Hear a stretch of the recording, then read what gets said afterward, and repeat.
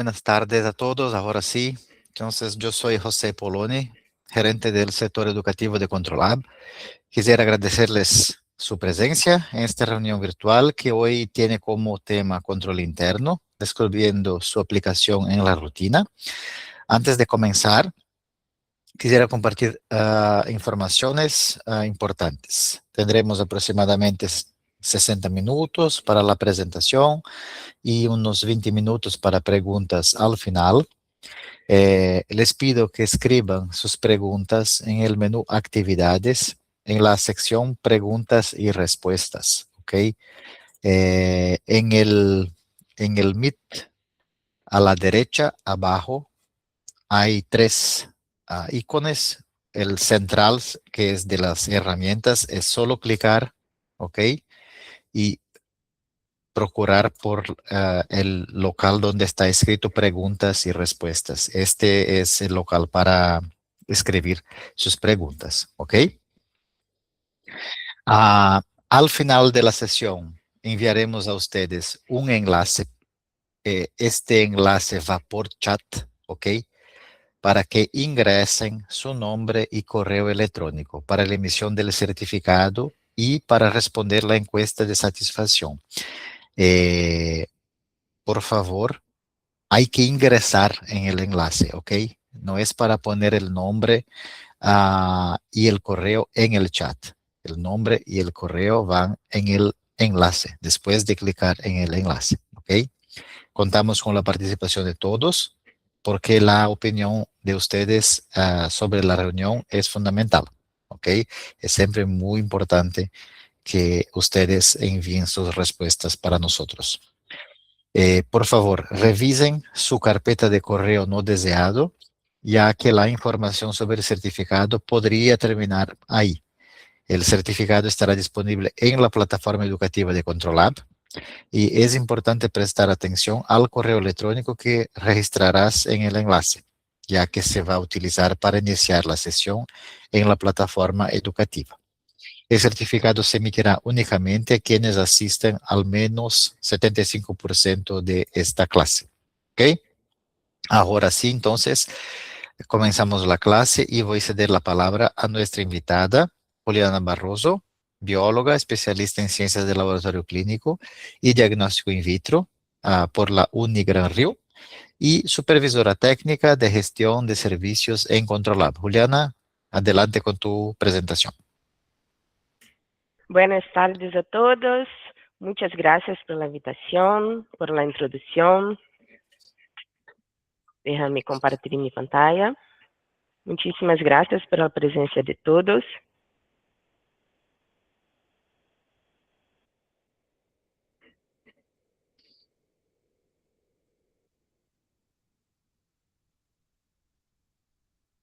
¿Me pueden ver? Ahora sí, solo poner en modo presentación. Sí, sí. Perfecto. Entonces, hoy vamos a hablar de control interno, que es una herramienta muy importante para la rutina de los laboratorios. Pero antes de empezar a hablar de control interno, quero que pensemos em quais são as consequências da liberação de resultados incorretos por el laboratório. Um resultado de paciente não é somente uma informação em um relatório, não é um número. O médico solicita exames para tomar uma decisão para garantizar a saúde de los pacientes, para determinar tratamentos adequados. Então, uma pessoa vai fazer um exame e confia em este resultado para cuidar de sua saúde, e o laboratório pode liberar um resultado incorreto por errores em qualquer etapa de seu processo analítico. O médico toma essa informação incorreta, que pode levar a uma interpretação equivocada da saúde do paciente, que, consequentemente, pode determinar um tratamento inadequado para esta pessoa, ou um tratamento ineficaz, um tratamento innecessário, e, então, temos um risco para a segurança do paciente. As consequências podem ser muito graves. Então, cada resultado incorrecto pode ter consequências irreversíveis. E não queremos que situações como estas ocorram, de errores médicos que prejudiquem seus pacientes, as pessoas, a saúde das pessoas. Então, sabendo que pode haver consequências graves para os pacientes por qualquer erro do laboratório, vamos esperar que esses erros ocorram para tomarmos uma decisão, uma ação? Por supuesto que não. Como prevenimos qualquer erro no laboratório? Por meio das ferramentas de controle de qualidade. Temos diversas ferramentas de controle de qualidade que atuam em las fases pré-analítica, analítica e pós-analítica dos processos de laboratório. E hoje vamos falar especificamente do controle interno. Então, a qualidade deve acompanhar o laboratório em todos os procedimentos, não somente quando é detectado algum erro. E que é o controle interno? É um processo contínuo que permite verificar, antes de liberar os resultados para os pacientes, se o sistema analítico mantém um desempenho estável e confiável. Em outras palavras, o controle interno hace um monitoreio contínuo da reproducibilidade dos resultados do laboratório. E por que existe o controle interno?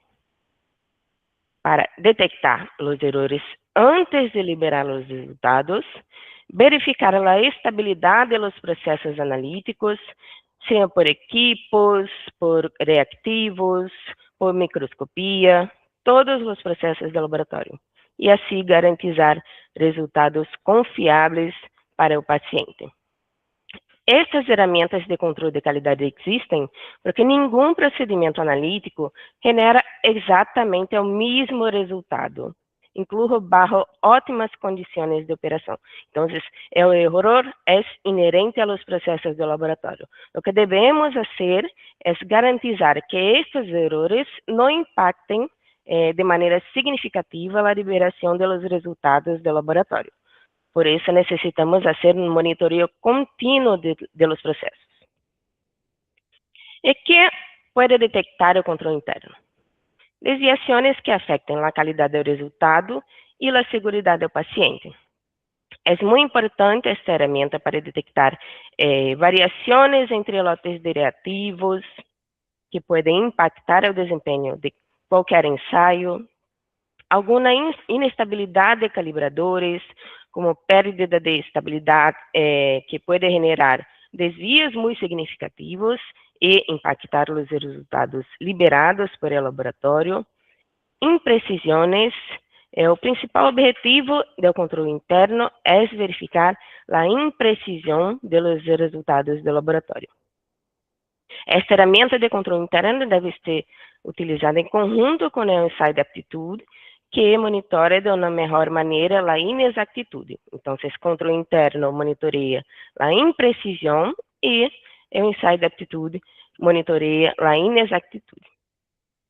E também permite monitorear desviações no processo analítico, que podem ser erros sistemáticos, tendências, algum câmbio que esteja passando na rotina de maneira gradativa. Então, o controle interno ajuda ao laboratório a monitorear todas as variações em seu processo antes que essas variações possam impactar os resultados que são liberados para o paciente. E, mais allá de todos os objetivos, todos os benefícios do controle interno para a rotina do laboratório, esta ferramenta é também obrigatória, não somente em Brasil, em América do Sul, mas é uma obrigatoriedade a nível mundial. Então, todos os laboratórios devem fazer uso das ferramentas de controle interno. E é muito importante comentar que não somente equipos automatizados devem ter um monitoreio por controle interno. Exames simples ou complejos necessitam controle de qualidade. Equipos automatizados, pruebas rápidas, exámenes de microscopia. Então, claro que para cada tipo de exame, temos herramientas e estratégias de controle interno diferentes, pero o objetivo é sempre o mesmo: monitorear seus processos para garantizar a liberação de resultados corretos. E como lo hace o controle interno? Basicamente, temos uma muestra de controle, que se utiliza um material de controle generalmente com valor conhecido. O laboratório faz uma medição diária a cada dia que tem rotina em seu laboratório. Então, a muestra de controle se analisa sempre que há uma rotina para aquele ensaio, e cada laboratório deve adaptar sua rotina, sua utilização de controle a sua rotina diária. Então, temos laboratórios que fazem todo tipo de exame diariamente. Então, todo dia têm que fazer uso do controle interno. Outros laboratórios não fazem todo tipo de exame em todos os dias. Então, sempre que utilizar um equipo, um reativo, uma prova, deve fazer uso do controle interno para aquele exame. É importante que esta utilização do controle interno se dê nas mesmas condições da rotina. Então, em os mesmos equipos que são utilizados diariamente, com os mesmos kits de reativos. Então, deve simular exatamente as mesmas condições dos exames realizados para os pacientes. Então, depois da medição, o laboratório deve fazer uma comparação com valores esperados, não somente dados quantitativos. Temos resultados qualitativos, resultados de identificação de parásitos, de bactérias. Então, o laboratório deve fazer uma comparação do resultado obtenido com o resultado esperado. Então, deve selecionar a melhor estratégia para monitorear seus resultados. Se é um dado quantitativo, temos a aplicação das estatísticas, regras de controle para interpretar seu desempenho. E, com base em este monitoreio, o laboratório pode aceitar ou rechazar a corrida. Se a corrida está rechazada, o laboratório deve fazer todos os procedimentos para garantizar a liberação do resultado correto, que vamos falar um pouco mais para frente ao longo da ponência. Então, o controle interno garantiza a monitoria de toda a sua rotina para a identificação de diversos tipos de desvios, erros aleatórios, índices de erros sistemáticos e tendências antes que estes problemas impactem o resultado dos pacientes. E temos diversos tipos de controle interno. Temos um controle de primeira opinião, que generalmente é elaborado especificamente por um fabricante para seu sistema analítico. Então, é comum que estes controles sejam específicos para sistemas analíticos determinados. Controles de segunda opinião são elaborados por uma empresa designada por um fabricante. Controle de terceira opinião é um controle universal, generalmente, produzido por um terceiro, por exemplo, um provedor de controle de qualidade, como controlado. E temos também controles alternativos, que, por exemplo, podem ser elaborados por el laboratório. É importante comentar que os controles alternativos não devem ser utilizados somente como única opção de controle na rotina. Esses controles devem ser utilizados como uma única opção somente quando não há um controle disponível de outros fabricantes. Quais são as vantagens de um controle de terceira opinião? Pode detectar alguns erros que outros controles que são específicos para determinados sistemas não identificam. Eles reflejam a realidade do paciente. Suelen proceder de matrizes humanas, como suero, plasma, sangre total ou urina, que são os materiais analisados por os laboratórios em sua rotina. Entonces, reflejan el comportamiento de las muestras de los pacientes. Este enfoque amplía la capacidad de detección de errores. Entonces, es una herramienta con muchas vantagens para el laboratorio. E temos diversos tipos de exames realizados pelo laboratório. Por isso, temos diversos tipos de dados originados de los análises. Temos dados quantitativos, que são dados numéricos, e generalmente aplicamos regras de estadística e regras de controle. Temos dados semi-quantitativos, que são dados categóricos, em alguma escala nominal, e na escala ordinal, como na prova de sensibilidade e dados em título. E temos dados qualitativos, que são generalmente dados categóricos, como reativo, não reativo, identificação de parásitos, de bactérias. E como podemos medir as imprecisões do sistema para dados quantitativos? Generalmente, através da medição do erro aleatório, que suele representar-se diante da desviação estándar ou o coeficiente de variação. Então, se temos um erro aleatório alto, temos uma imprecisão muito alta. E se temos um processo mais controlado, dizemos que está preciso com um erro aleatório muito baixo. Temos aqui um exemplo onde os resultados estão lejos uns do outro, com alta dispersão. Então, podemos ver claramente que a imprecisão está muito alta. Temos um alto índice de erro aleatório na rotina deste laboratório, estando fora de controle. E temos também um exemplo de resultados muito cercanos entre si, com baixa dispersão, ou seja, estão muito precisos, com erro aleatório muito reduzido. Que são os tipos de dados semi-quantitativos? São tipos de dados que têm um dado numérico, pero estes dados dão origem a uma interpretação, ou reativo, não reativo, ou em no caso da prova de sensibilidade, temos a medida de halos para definir se a bactéria é sensível ou resistente. Então, neste tipo de dados semi-quantitativo, temos valores numéricos, mas não é exatamente uma quantificação. Mas também podemos aplicar critérios estadísticos para monitorear a rotina do laboratório antes que alguma desviação impacte, de fato, na interpretação do resultado. Então, se temos resultados de índice, por exemplo, densidade óptica, podemos monitorear também por gráficos em um controle para detectar de maneira temprana se há desviação que ocorre de maneira gradual antes que essa desviação chegue a impactar o resultado final, a interpretação da amostra.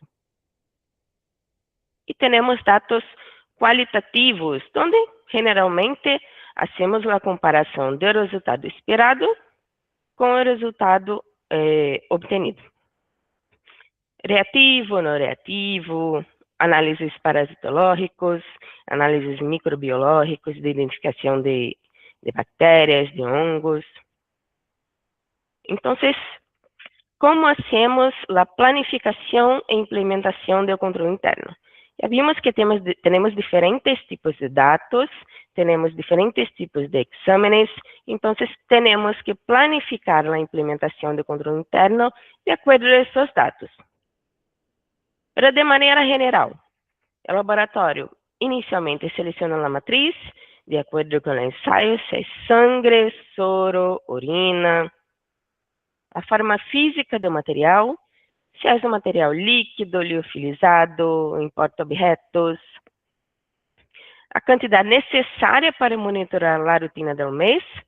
Há laboratórios com a rotina mais grande e outros com a rotina um pouco menor. Então, o laboratório deve selecionar o controle de acordo com a quantidade necessária para su rutina. E hacer o processo de valoração do controle. Este processo de valoração está muito ligado à especificação da qualidade do laboratório. O que é o sistema de valoração? É uma sucessão de medidas de controle para obter as próprias métricas do laboratório, suas medidas de dispersão, que é a desviação estándar, coeficiente de variação e a média. Estes dados representam, sim, a rotina, a realidade do laboratório. Por suas próprias métricas, é sempre muito importante monitorear o controle com sua realidade analítica.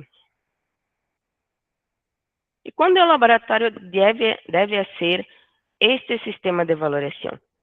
Quando tem um novo lote de controle interno, ou realizou uma calibração em sua equipe por algum motivo, quando há um novo lote de reativos, ou diante de uma substituição da equipe. Então, é sempre muito importante fazer uma valoração nestes casos da rotina do laboratório. Depois do processo de valoração, o laboratório deve definir os limites de aceitabilidade dos resultados para cada exame. Se for um resultado quantitativo, o laboratório deve definir a estratégia de monitoreio e as regras de controle que vai utilizar. Estas estratégias são definidas basicamente na especificação da qualidade do laboratório, que é um tema para outra classe. Então, temos diferentes tipos de limites de aceitabilidade. Temos limites fijos, onde a aprovação do controle interno é baseada no rango do inserto ou do prospecto, e de onde vêm estes dados dos prospectos de controle interno. Generalmente, o fabricante produz materiais de controle homogêneos e estáveis, envia para laboratórios que não conhecem o resultado esperado. Estes laboratórios realizam análises dos materiais de controle, informam os resultados para o provedor, que realiza os análises estadísticos, tem um resumo estadístico, e este resumo é incluído em los insertos de controle interno, que é a valoração para aquele material. Então, a valoração é realizada por diferentes laboratórios com diferentes sistemas analíticos para materiais universais, que podem ser utilizados para diferentes sistemas analíticos. E temos também outro tipo de limite de aceitabilidade, que é o limite variável, onde o laboratório faz o cálculo das próprias métricas em seu processo de valoração, que eu havia comentado anteriormente, e faz a aplicação das regras do ESGA para aprovação ou rechazo do controle interno, e assim faz o monitoreio de acordo com sua realidade analítica. Então, que são as regras do ESGA? São critérios de decisão para determinar se o resultado está dentro ou fora de controle. Então, estas regras, em geral, podem variar quanto ao número de doses e de combinações entre nível ou somente um nível. Temos aqui alguns exemplos de regras de controle. Temos a regra 13S, onde uma medição de controle ultrapassa o limite de 3 desviações estándar, ou arriba ou abaixo da média. Quando o laboratório não tem, todavia, um conjunto de regras definidas, uma especificação da qualidade para determinado ensaio, generalmente essa é a regra que empiezam a utilizar, a regra 13S. Hasta que podem conhecer sua rotina, então definir a especificação de acordo com a sua rotina e a seu sistema analítico. Temos também a regra 2 de 2S, quando 2 medições ultrapassam o limite de 2 desviações estándar. É recomendado para 2 ou 4 níveis de controle, então podemos ver um exemplo da regra acá, intranível e entre níveis. Temos a regra 4S, quando a amplitude entre duas medições em la mesma rutina, na mesma carreira, excede 4 desviações estándar. E temos as regras 10X, quando 10 medições consecutivas estão do mesmo lado da média. E a regra 7T, quando a carreira é rechazada, quando 7 medidas de controle consecutivas apresentam uma tendência em la mesma direção. Então, as regras para identificar tendências, índices de erros sistemáticos, erros aleatórios. As regras de Westiger facilitam os análises do laboratório, os análises por meio de gráficos, de regras. Tem como benefícios análises sencillas de los datos mediante gráficos, permitindo uma interpretação e uma ação imediata por el monitoreio de gráficos. É muito fácil perceber qualquer cambio de comportamento delante de cambios em gráficos de controle, haciendo monitoreio rutinário de sua rutina. Então, é muito fácil de integrar as regras de controle e adaptar à rotina. Têm uma maior capacidade para identificar erros e têm também ajuda ao laboratório a identificar o tipo de erro que está involucrado em seus resultados. Então, a aprovação ou rechazo da corrida pode ser baseada nas regras de Westiger e as regras podem dar um indício de se é um erro aleatório ou sistemático, uma tendência. A regra 1.3S indica erro aleatório ou erro sistemático. Não podemos definir se temos somente esta regra violada, porque estamos falando somente de uma medição. A regra R4S indica provável erro aleatório, porque é aquela diferença de amplitude entre as medições. As regras de 2, 2S, 4, 1S, que são repetições, se repetem. Quando 2 medições ultrapassam o mesmo desvio, 4 medições, indicam erros sistemáticos, porque temos uma repetição do mesmo comportamento. E a regra 7T indica tendências, que está sempre para arriba ou para baixo dos resultados. Então, depois que definimos, hacemos o processo de valoração, definimos os limites de aceitabilidade, o laboratório deve definir como será o registro e seguimento, monitoreio dos dados de sua rotina. Temos diferentes estratégias acá para fazer o registro, como gráficos, sistemas próprios, softwares. Controlab disponibiliza uma plataforma de controle interno para ser este monitoreio do laboratório. Então, se o laboratório adquire um controle interno de Controlab, que está disponível em nossa plataforma, pode utilizar sem custos adicionais essa plataforma para monitorear sua rotina. Isto é muito importante porque disponibilizamos nessa plataforma uma monitoria por gráficos de Living Genes. O laboratório pode selecionar as regras de controle personalizadas que quer utilizar para cada ensaio, para ser um monitoreio contínuo. E nessa plataforma, o laboratório pode utilizar controles de Controlab, mas também de outros fabricantes, até mesmo um controle produzido internamente por o laboratório. E também temos a integração automática com alguns sistemas de laboratório. Se querem consultar para quais controles internos está disponível essa plataforma, podem aceder a nosso catálogo e buscar por este símbolo de controle interno. Então, todos os controles finalizados com CI online são disponíveis em nossa plataforma e o laboratório pode monitorear seus dados. Pero haciendo monitoreio, temos, a vezes, um controle rechazado. É comum acontecer, é comum passar isso. Então, o que fazer quando se rechaza o controle? Análise crítica. Esse é o primeiro passo para investigar qué puede estar pasando en la rutina del laboratorio. Entonces, el laboratorio debe verificar las reglas que fueron violadas, si es un dato cuantitativo, para identificar el tipo de error, relacionar el error con la causa. ¿Es un error sistemático? ¿Es un error aleatorio? Para cada tipo de error, tenemos causas que são associadas. Deve evaluar também fatores comuns em equipos multiteste. Que é isso? Um equipo de bioquímica, por exemplo, que analisa 30 ensaios.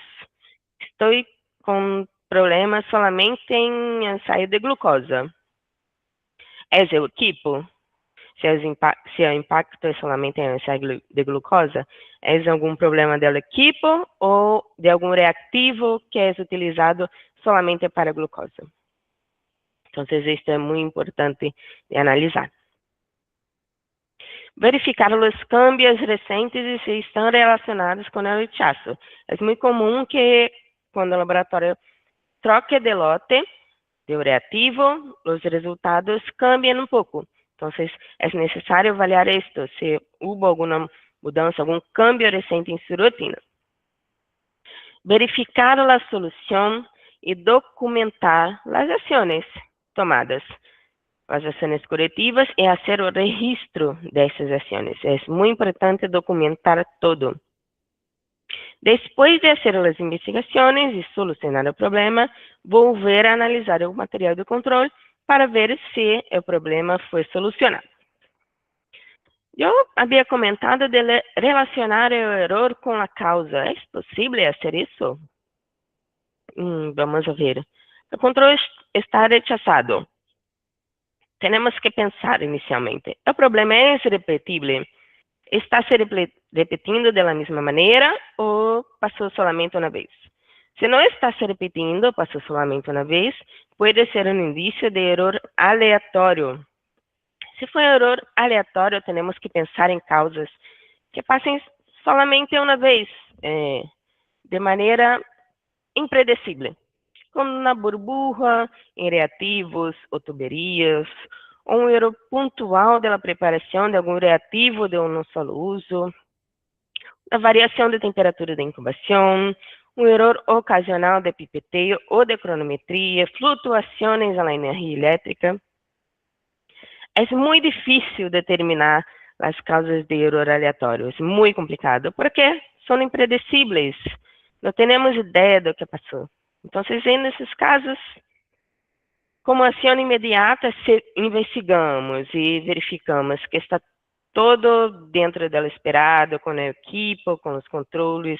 Temos solamente este erro impredecível. Podemos assumir inicialmente que pode ser um erro aleatório e repetir o controle para verificar se realmente esta informação se confirma. Ou não, se é um controle rechazado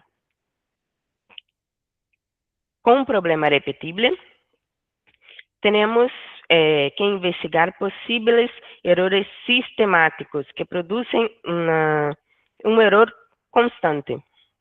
Então, vamos pensar em investigar ações que impactem todas as medições que estão sendo realizadas naquele momento, como cambio de lote de reativo, um deterioro dos reativos, alterações no sistema de pipeteio de um equipo, o erro de procedimentos em provas manuais.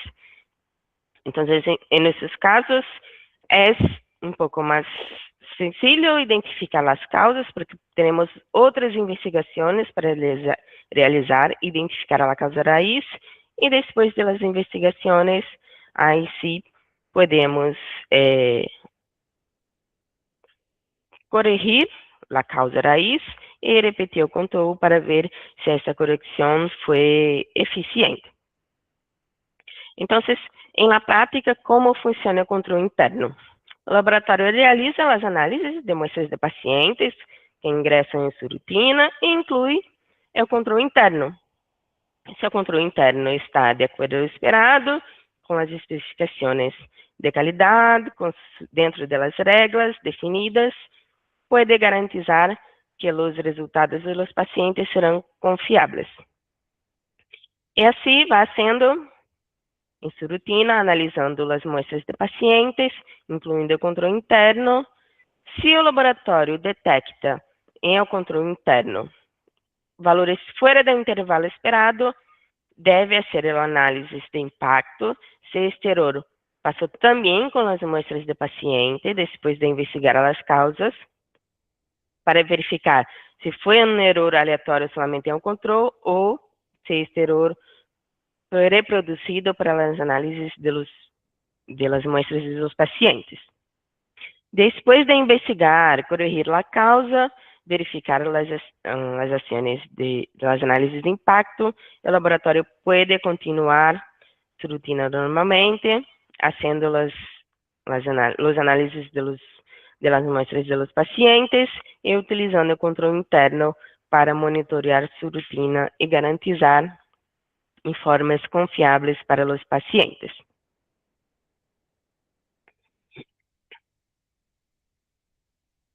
É muito importante dizer que o controle interno é generalmente uma ferramenta muito relacionada à fase analítica do processo, mas também pode ajudar a identificar erros pré-analíticos. Por exemplo, a qualidade de uma muestra pode alterar-se por erros no manejo, conservação ou transporte. Então, controlar também esses fatores assegura resultados confiáveis.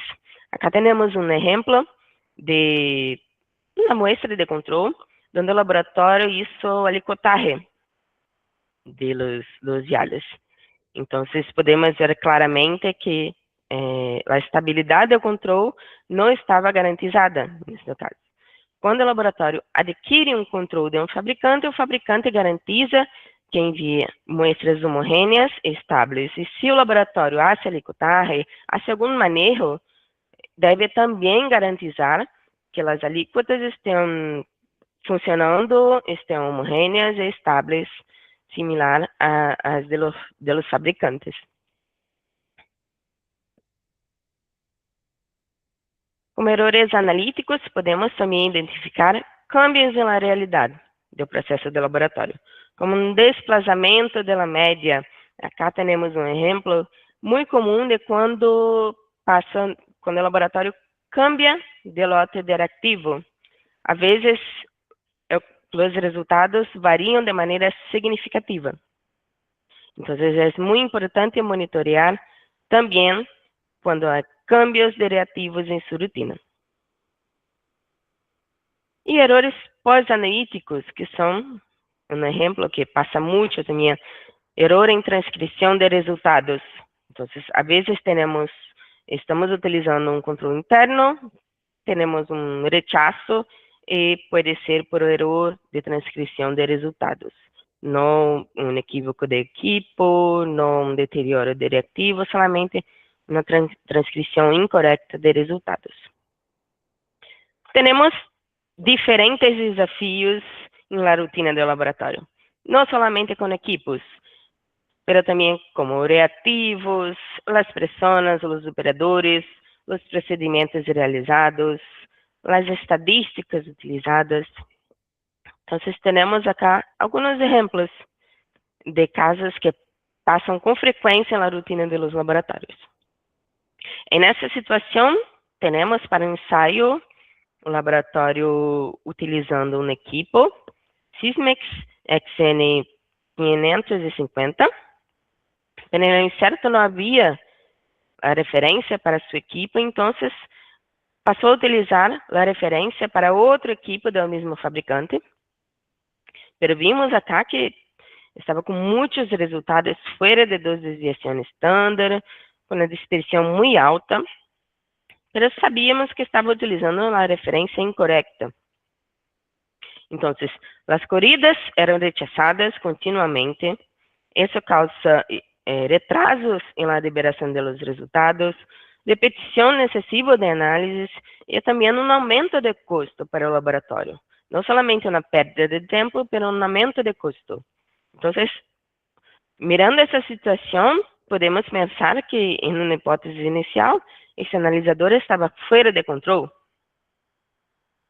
Pero o problema era o analisador ou os limites de controle. Então, depois de calcular suas próprias métricas, média, desviação estándar, coeficiente de variação e definir seus limites de controle, o laboratório passou a conhecer sua realidade analítica, então sim monitorear de maneira correta seus resultados.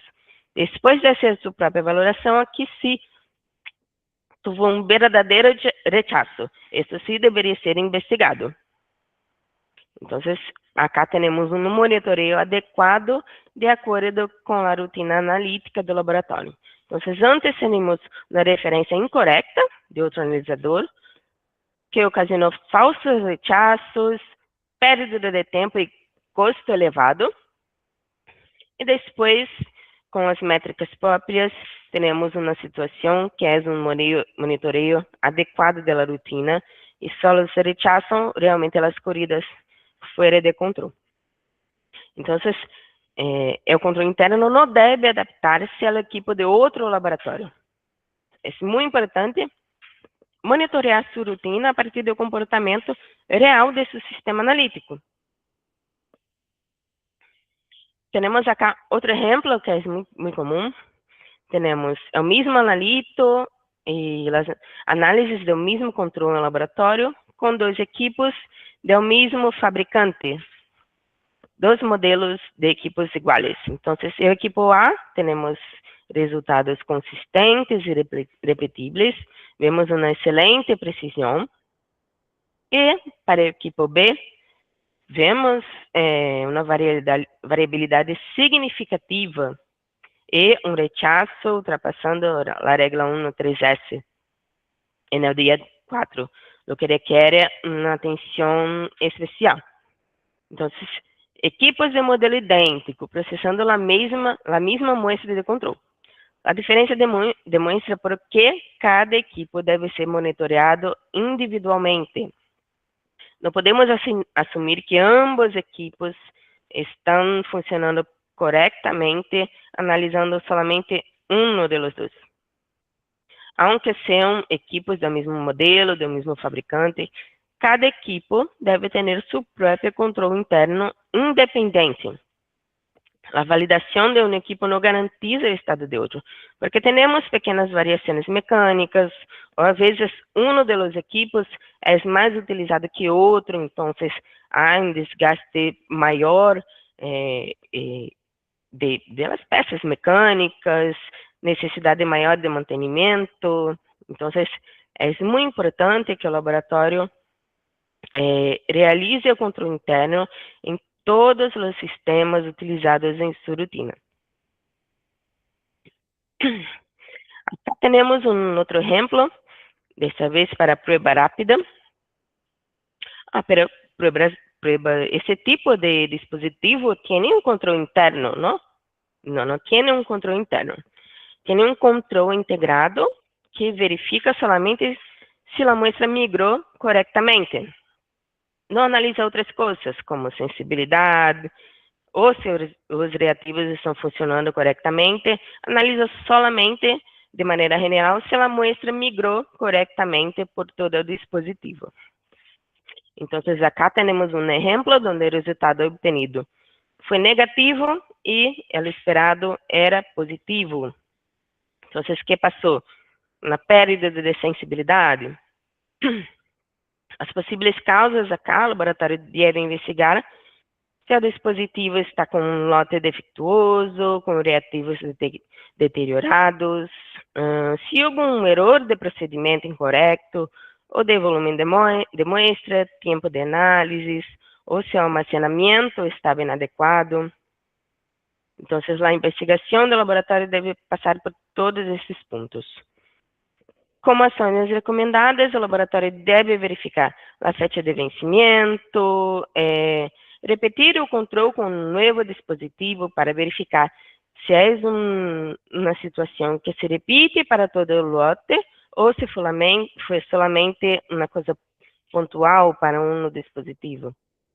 Então, se é identificado um problema em todo o lote, é importante que o laboratório contate a fabricante do dispositivo para verificar se realmente é um problema ou que ações pode tomar. E, claro, não liberar resultados de pacientes hasta obter um valor de controle válido para garantizar resultados corretos para os pacientes.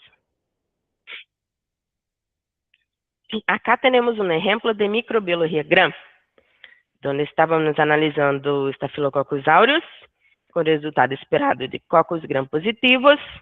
Vemos uma tensão uniforme, acá nesse exemplo, mas o resultado obtido por laboratório foi um gram variável. Vemos uma tensão irregular, uma perda de definição, que pode levar o laboratório a interpretar equivocadamente o resultado.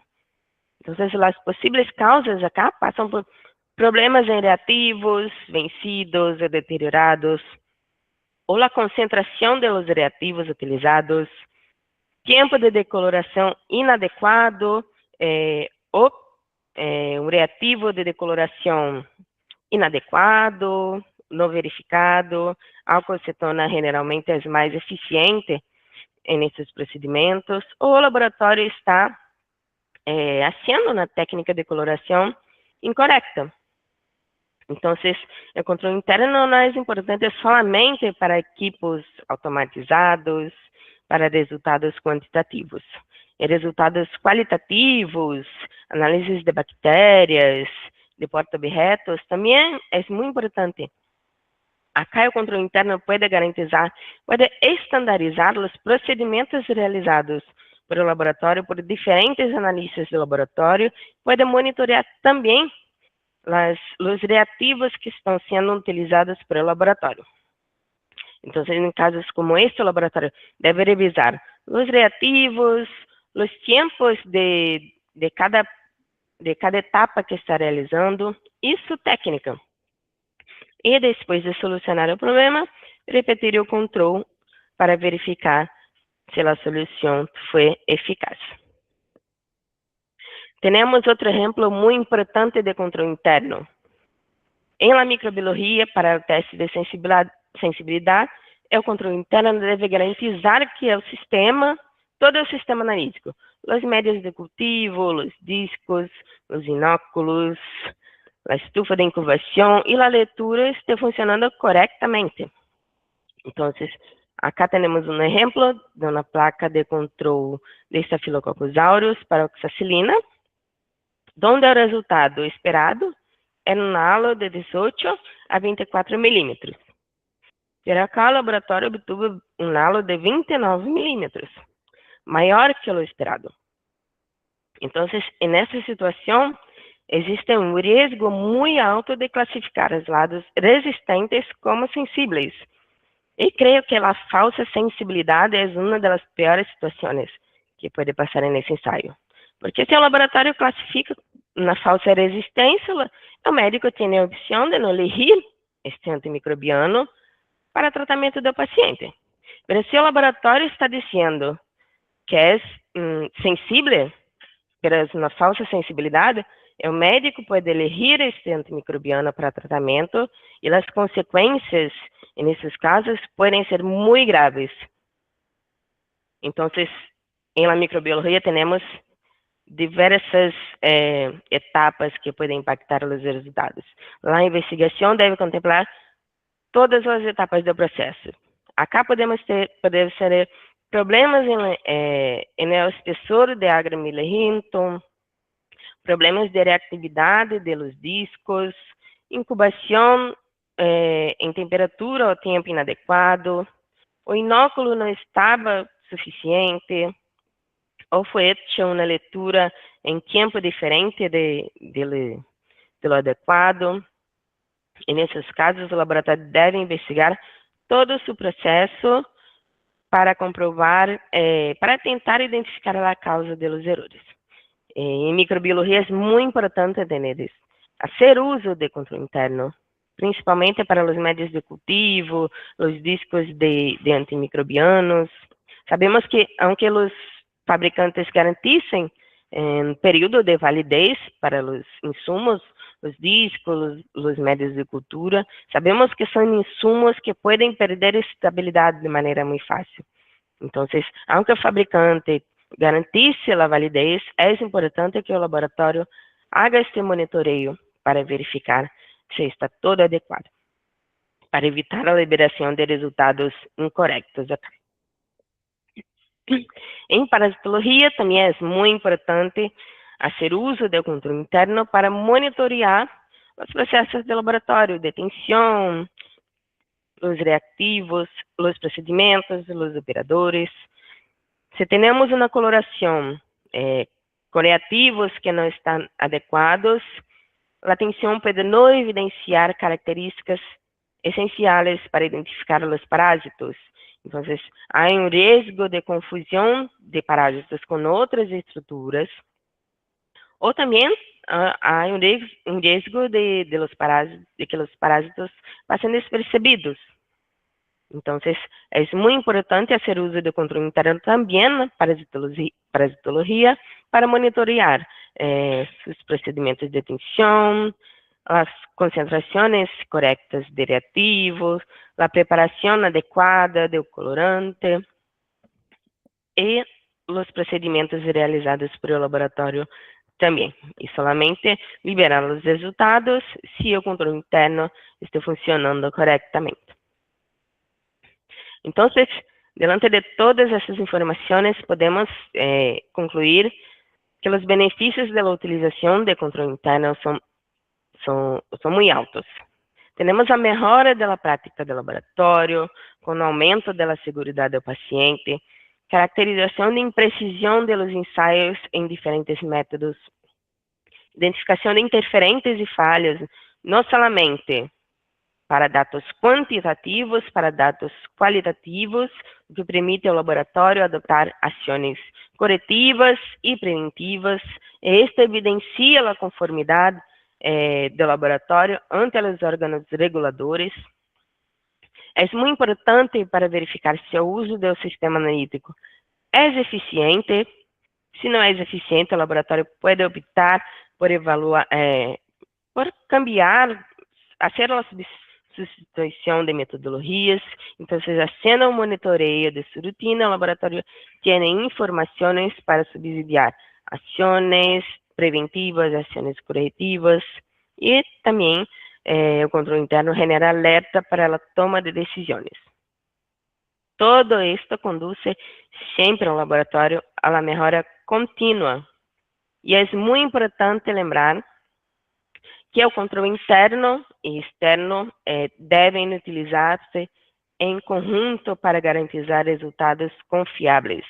Como havia dito no começo da ponência, cada tipo de ferramenta identifica de melhor maneira um tipo de erro na rotina do laboratório. Por isso, decimos que são ferramentas complementares. O controle interno identifica na melhor maneira erros aleatórios, com o objetivo de avaliar a reproducibilidade da rotina do laboratório. E o controle externo detecta de uma melhor maneira erros sistemáticos e compara também o desempenho do laboratório com outros laboratórios e com outras metodologias que estão disponíveis no mercado para os ensaios. Então, a utilização em conjunto dessas ferramentas é muito importante para assegurar a qualidade dos resultados emitidos pelo laboratório. Então, a implementação do controle de qualidade vai muito mais além de comparar resultados com um valor de referência. É necessário que o laboratório compreenda seus processos, haga o monitoreio dos erros desse processo, para que estes erros não impactem o resultado de um paciente e para que o laboratório tenha a qualidade desejada em sua rotina. Todo isto que hacemos, a utilização de ferramentas de controle interno, de controle externo e outras ferramentas de controle de qualidade, são sempre pensando na segurança do paciente. É muito importante que nunca nos olvidemos disto.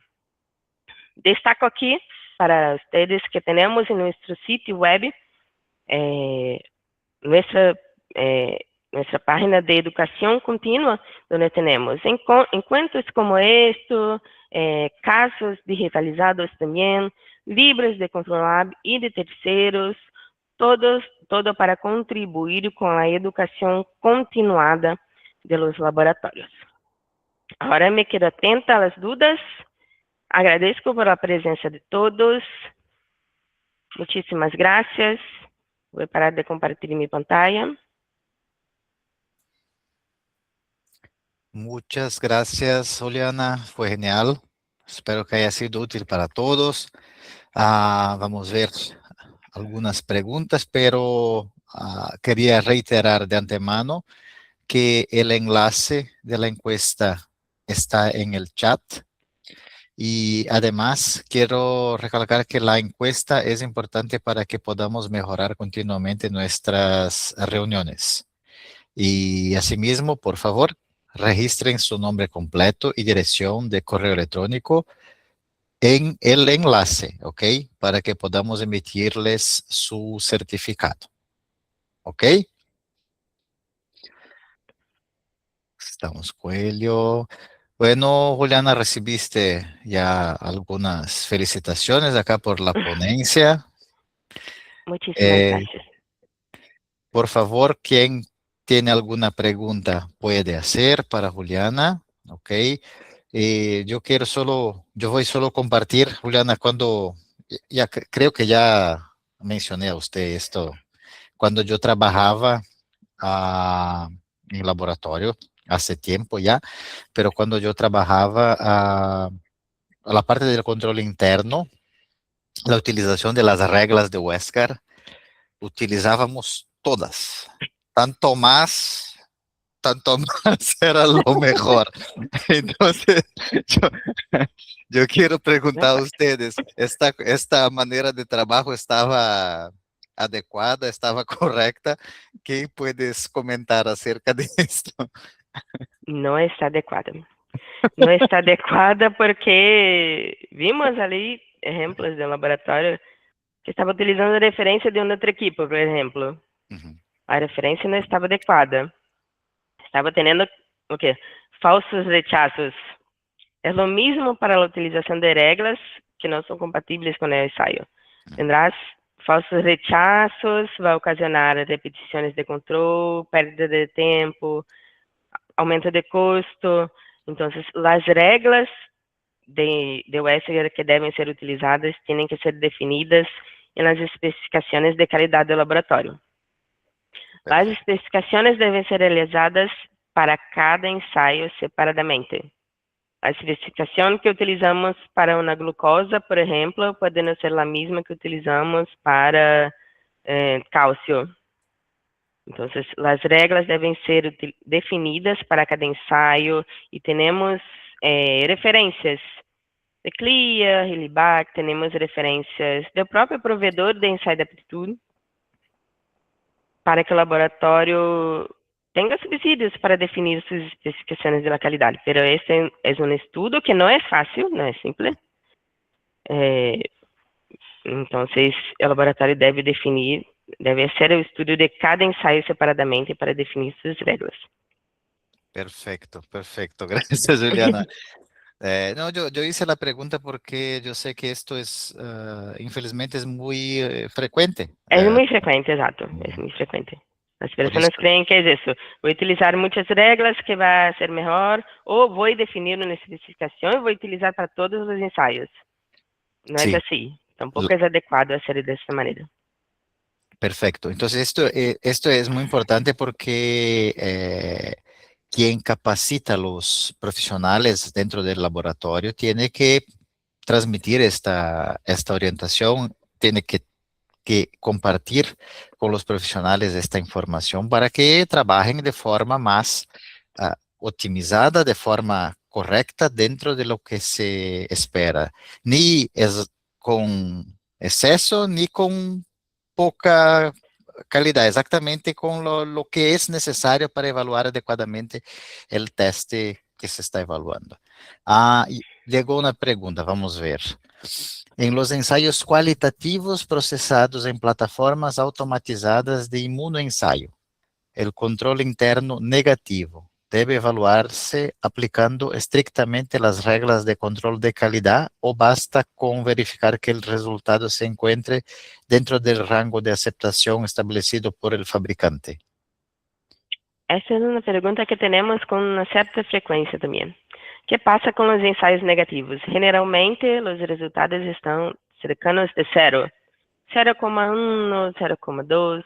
Então, qualquer variação, 0,3, dependendo do limite de ensaio que está utilizando, pode causar um rechazo, pero que temos que analisar com cautela se este rechazo está impactando realmente a rutina. Então, deve definir uma especificação para os ensaios qualitativos que são negativos, que talvez pode não ser a mesma especificação que tem para um ensaio positivo. Pode fazer inicialmente uma comparação com o rango de los insertos e fazer monitoreio para os gráficos assim mesmo, pero verificando se é o limite que está utilizando, se é baseado em coeficiente de variação ou não, pode definir um limite por unidade também.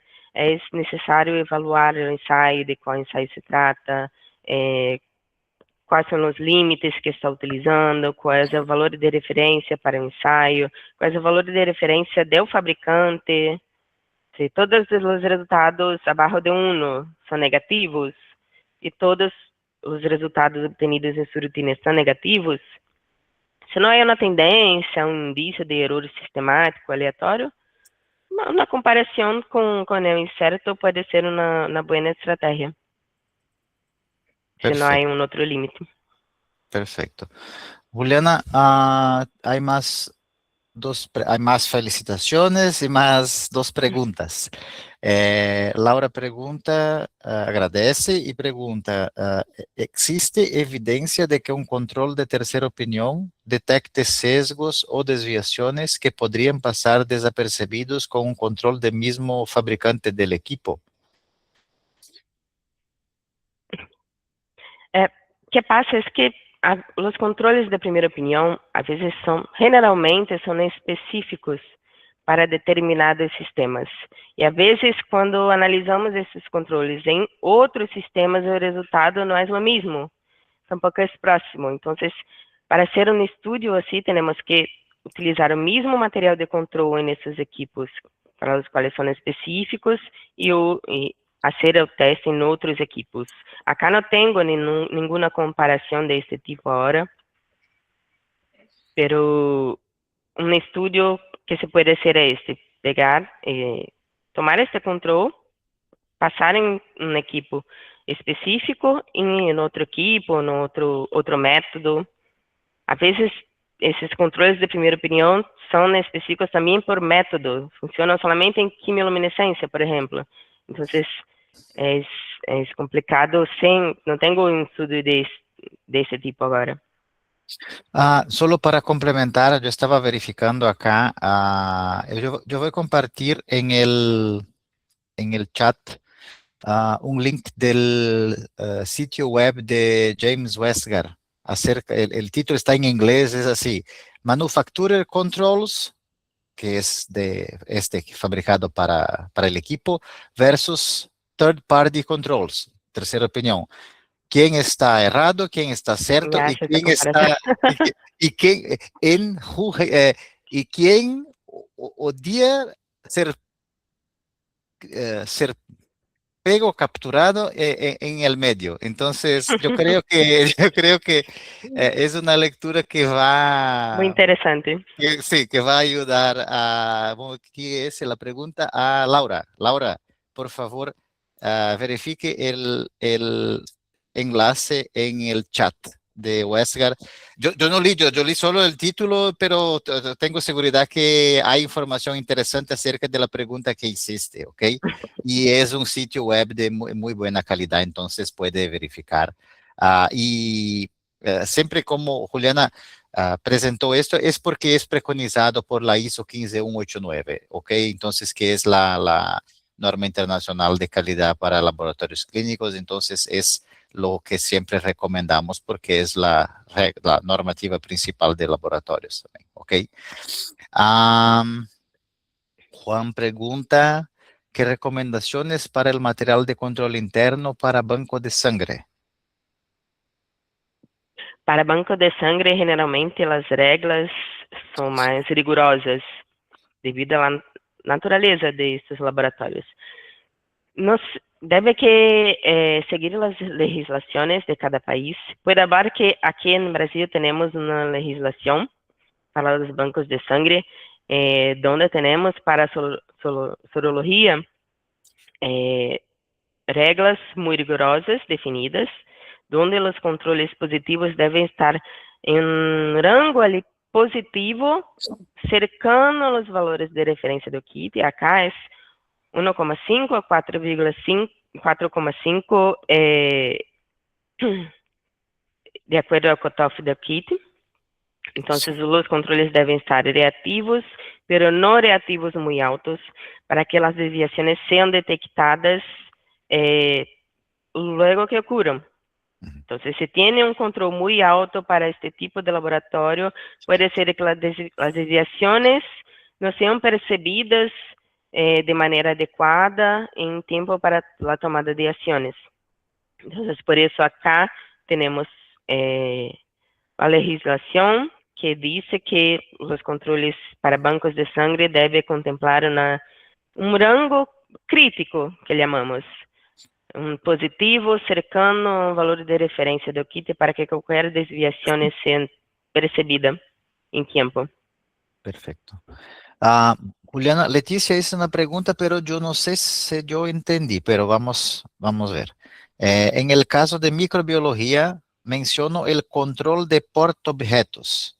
¿Cómo se realiza este control? Control de lámina, lamínula. De láminas, sim. Láminas. Temos materiais de porta-objetos em Control Lab, onde enviamos os porta-objetos para que o laboratório realize as tinções para ser um controle. Então, este porta-objetos vai com micro-organismos que já sabemos os resultados esperados, temos o inserto, e o laboratório pode monitorear seus procedimentos de tinção. Perfecto. Esto para controle interno. Para Inside Aptitude temos os porta-objetos digitalizados em nossos programas. Perfecto. Nulkis Ramírez pregunta, ¿tenía siempre inquietud por la cantidad de muestras que contienen, aunque para algunas pruebas realizadas en serología? Yo no, Nulkis, yo no entendí. Não compreendi muito bem também. ¿Te puedes reformular, por favor? Puedes poner en el chat. Yo no entendí la pregunta.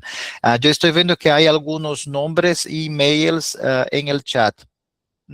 Por favor, les pido que ingresen en el enlace y dentro del enlace pongan el nombre y la mail. No es acá en el chat, ¿ok? Ok. Entonces, estas fueron las preguntas que llegaron hasta ahora al menos. Si alguien más quiere hacer más alguna pregunta, por favor, aproveche el momento.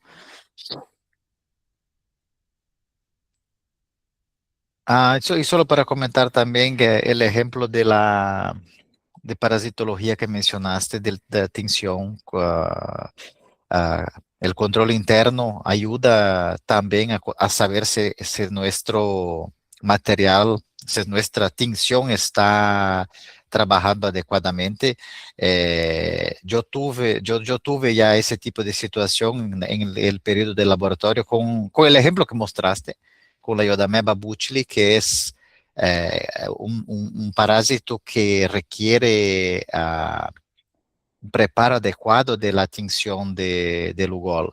Entonces, si ella no está preparada adecuadamente o conservada adecuadamente, el vacúolo de glicógeno no se cora y entonces se tiene dificultad para identificar. Entonces, es un punto de atención también importante, como mencionaste, por veces cuando se habla en control interno se piensa solo en glucosa, creatinina, en la bioquímica o hematología, pero también parasitología, cualquier examen en laboratorio se beneficia del control interno y del control externo también. Ángela envió pregunta. Minuto. Perdón. En pruebas cualitativas donde no es posible aplicar herramientas estadísticas como en las pruebas cuantitativas, ¿qué indicadores considera más robustos para evaluar la estabilidad del proceso analítico? Para las pruebas que son únicamente cualitativas, que no hay un dato de índice de absorbancia asociado, la comparación no tiene mucho que variar, além de comparar el resultado esperado con el resultado obtenido. O que puede ayudar es definir una periodicidad de acuerdo con el ensayo. Si es una prueba de dispositivo de prueba rápida, poder definir uma periodicidade a cada lote diferente recebido, a cada remessa, cada vez que recebe um lote diferente, uma remessa desse tipo de dispositivo. Para os ensaios qualitativos, não há muita estadística que devemos que temos que fazer, porque o resultado não compatível com o esperado está rechazado e deve se investigar. Não é possível aceitar, se o resultado esperado é reativo, um negativo é aceitável, não. Então, não temos muito como cambiar isso. É comparação do resultado esperado com o obtenido, de acordo ao ensaio. Perfecto. Nulki envió la pregunta, creo que es acerca de la primera que no habíamos entendido. Es ¿por qué tampoco el contenido del control principalmente para las pruebas de Zika virus? La cantidad de material que La cantidad de material, creo que sí. A cantidad de material é definida de acordo a um estudo prévio que hacemos de los sistemas disponíveis no mercado, tanto nacional quanto internacional, de los reativos que temos, de los equipos, para saber qual é o volume de muestra que necessitam, e para realmente definir um volume que contemple, no mínimo, uma análise para aquele controle. Pero o laboratório pode, se o volume não é suficiente para seu sistema, pode comunicar-se com nós para que podamos fazer um novo estudo e verificar se é necessário ampliar o volume de material definido para o ensaio. Perfecto. Bueno, yo creo que tuvimos una buena ponencia con algunas preguntas que llegaron, buena discusión. Estamos llegando ya al final del horario.